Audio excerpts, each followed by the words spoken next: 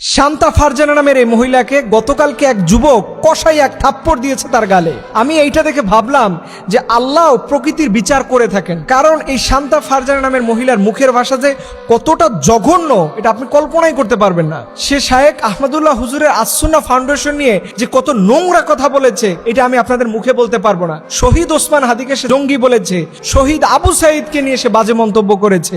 Even যে মাদ্রাসায় যে ছাত্রগুলো পড়ে এরা নাকি পরবর্তীতে আজে বাজে কাজ করে থাকে।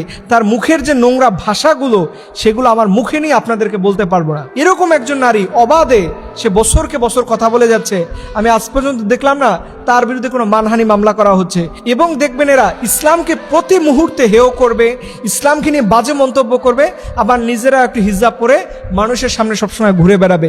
এই ধরনের নোংরা মানসিকতা যারা বুকে লালন করে এরা প্রকৃত কখনো মুমিন হতে পারে না।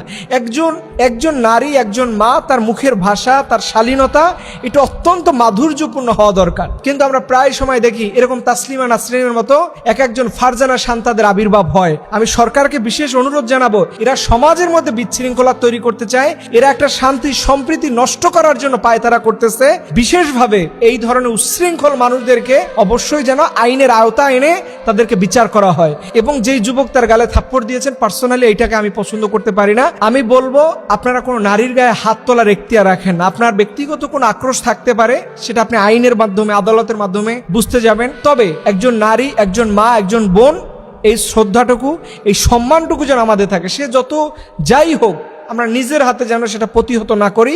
নারীদের প্রতি ইসলাম যে সম্মান দেখিয়েছে এই সম্মানের সাথে যেন আমরা যে কোনো প্রতিবাদ করি। আল্লাহ রব্বুল আলামিন যেন আমাদের সবাইকে যেন ইসলামিক নিয়ম অনুযায়ী জীবনযাপন করার তৌফিক দান করে, সকল না আমিন।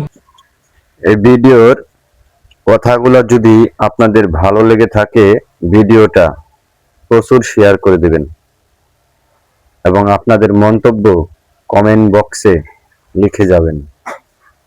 ধন্যবাদ সবাইকে।